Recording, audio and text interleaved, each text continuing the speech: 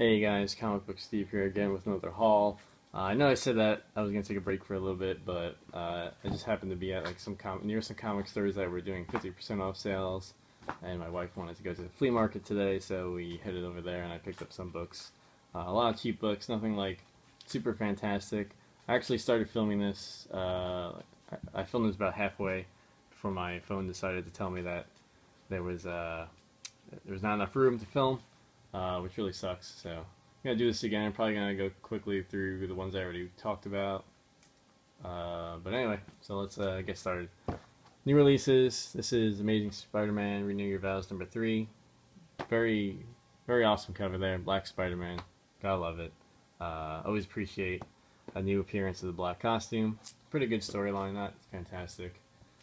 Miss Marvel #17. It's Miss Marvel meeting or teaming up with Captain Marvel. I actually thought they had met before, but apparently I was wrong. Infinity Gauntlet #3. I'm only really getting this for the Infinity Gauntlet part of it. Storyline is pretty middle of the road. Hasn't blown me away yet. And then the last new release one this week, Spider Island. I really like this more than I thought I was. I was gonna only get the first issue, but I always appreciate the classic version of the Flash Thompson Venom. I'm not a big fan of the Space Knight Venom they have going on now. These were part of the 50% off sale. Amazing 324 and Amazing 561. I actually thought this was the first appearance of this character, Paper Cuts, or Paper Doll, but her first appearance is actually in 559, so not a super hot character by any means, but I think it's always, I love Marcus Martin, and I think it's always good to have the first appearance of Spider-Man characters, and this is part of the Amazing Spider-Man collection that I'm missing, so decided to pick that up. Amazing Marvel Milestone Edition 150. This one I got in the dollar bin. You can see it's got some serious spine ticks going on, spine folds going on there.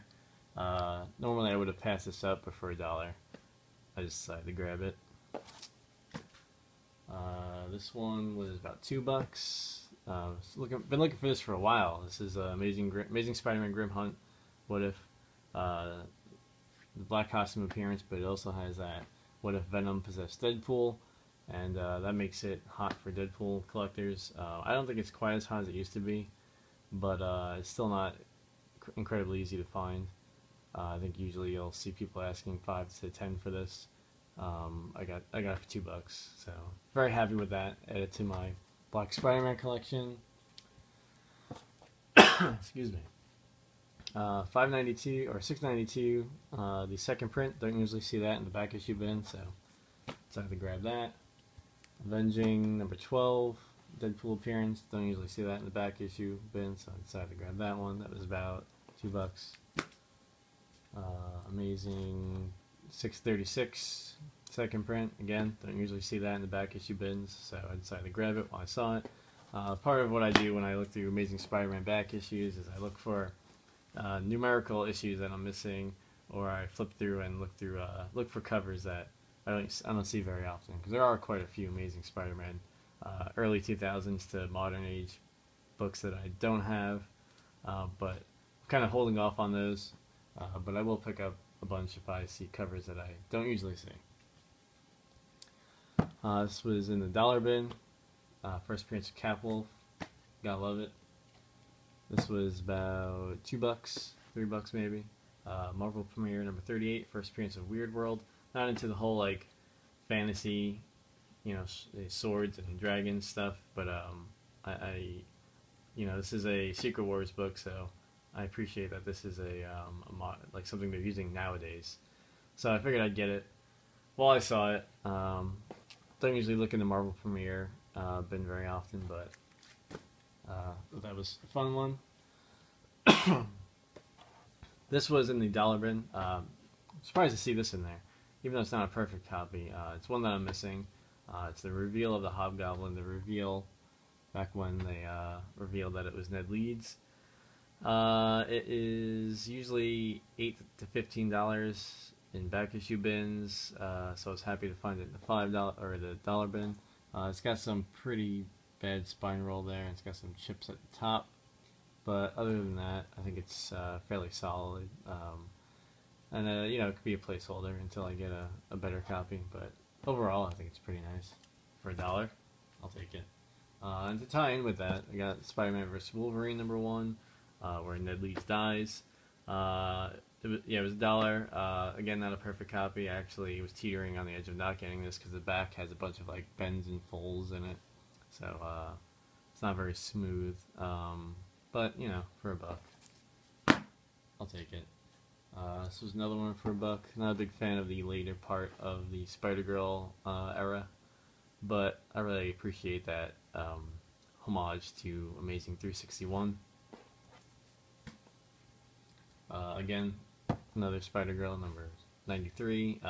This one I was debating on getting. It's Harry or Normie Osborn, the grandson of Norman Osborn, as he has the alien costume in the series, which is kind of cool. I kind of like that evolution of the character. This is how he wore the costume, which is kind of weird, but like I said, I appreciate Black Spider-Man covers, even if it's not Spider-Man in the costume. Web of Spider-Man 47, got it for $1. Web of Spider-Man 58, nothing special, just thought that was a striking cover. Web of Spider-Man #1 was also $1. And he's fighting some kind of like, it looks like the Ironmonger. Haven't read the issue yet. You got some kid over there. Looks like a kid with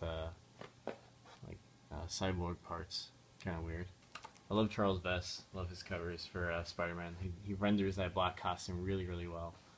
And yeah, I didn't have this one. This is one of those ones I always pass up because I think I have, and then I realize I don't have.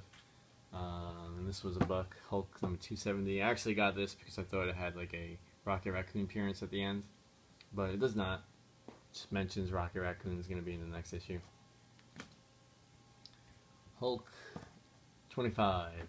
This one's kind of hard to find, but I love this. This is one of my favorite Hulk issues. John Romita Jr. draws one of the best Hulks. He does really good battle scenes with these Titanic characters, Hulk and Abomination. And this is like a knockdown, drag-out fight. Just the whole issue is just them beating the snot out of each other. So that was kind of fun. I had it a long time ago, got rid of it, picked it up again. Can't beat $1. This was also $1. Ultimate Marvel Team Up #5. I usually shy away from the Ultimate books, but for $1, this is the first appearance of the African American Nick Fury. Marvel Fanfare #3 from the second series. Ben Reilly appearance that I didn't know about was $1. If you know about the complete Ben Reilly trade collection that they did a couple of years ago, I don't think this is included in there, which is disappointing. But you know, whatever. I got it now. Spider-Man Super Special #1. Sure, I'll take it. Okay, paid $1.25 for that, maybe less. This was 50 cents. Spider-Man #60 and Spider-Man #61. Some Clone Saga fun. This was $1. Actually, these are a bit mixed up. So now we're getting into the flea market books I picked up today. Some of these were none of these were more than $1, but some of these were part of a 12 for $5 deal, but I can't remember exactly which ones those were. So I got this because it's listed in comicbookdb.com as an appearance of Death's Head.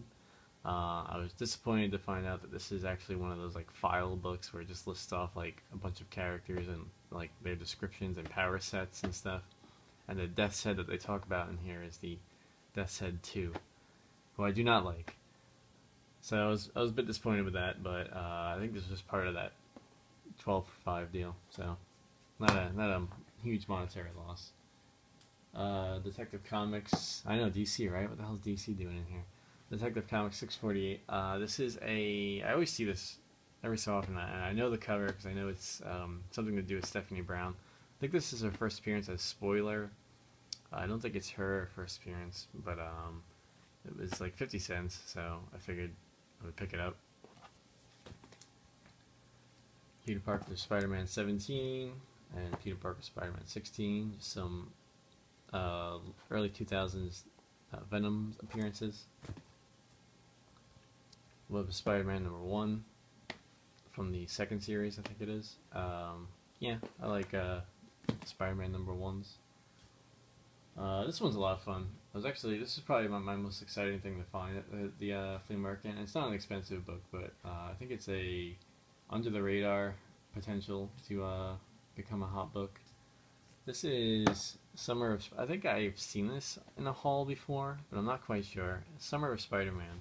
It's a free thing they gave out with previews, and it's got a preview of Avenging Spider-Man number 9 in there. The first appearance of the technical first appearance of Carol Danvers as Captain Marvel. I mean, if you see my videos, there's some other some House of M issues could be considered her first appearance as being called Captain Marvel. This is her, but this is when she first appears as Captain Marvel, as we know her now. This came out before Avenging Spider-Man number 9, so if you're into that whole previews are the real first appearance of a character, this is the first appearance of her in the Captain Marvel costume, being called Captain Marvel. Yeah, so I mean, it's a free thing, so it was probably had a super high print run, but it also probably had a super high amount of people just throwing them away, or stores just throwing them away, or copies getting damaged and stuff like that. So I don't know if it's gonna be popular or anything, but as a Captain Marvel, Carol Danvers fan, I was really excited to see this, and so I decided to pick it up. So yeah, if you find it and you like Captain Marvel, Carol Danvers, I would say grab that, because this is, in preview sense, this is her first appearance as Captain Marvel in that Captain Marvel costume that we all know and love. Fantastic Four number 350, Doctor Doom, love Doctor Doom. Avengers JLA number 2. This got a cool shot in here of Darkseid with the Infinity Gauntlet. Spectacular Spider-Man number 215. A early return of Ben Reilly appearance. X-Men Annual number 9. I like that cover with Storm as Thor, or the Goddess of Thunder. Iron Man number 174. I love that cover, all those armors. Web of Spider-Man number 4. I think it's the first appearance of Slug and the first appearance of Poison, who they don't really use, but nonetheless. Marvel Age Annual 2. Got a Black Spider-Man appearance hanging out over there. And the last one I picked up was Ultimate FF number 1. This was part of that 5 for 12 deal, so I was looking for books to just fill up the gap. And I thought this was an interesting kind of take on the Fantastic Four. I appreciated that this Ultimate book decided to, do something on their own. So usually you don't see Falcon and Machine Man and Iron Man on the Fantastic Four, but I thought that was pretty cool. Anyway, guys, that's about all I got for you today. I probably will take a break now. We'll see. That's about it. That's all I got. And take care. Talk to you guys later.